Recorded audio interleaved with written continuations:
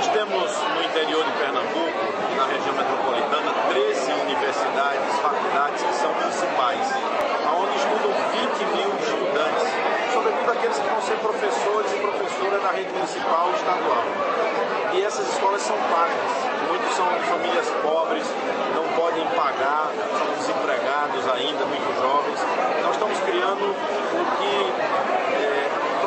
nós estamos criando o ProUP, que é um programa que vai garantir 16 mil bolsas, das quais 4 mil serão integrais, teremos 4 mil que serão 50%, 4 mil 25%, para ajudar a formação em nível superior de toda uma geração, na maioria, de futuros professores e professoras pelo Estado inteiro. Sobretudo, o maior reforço nas disciplinas de matemática, química e física, que são as que mais nós temos carência na rede municipal.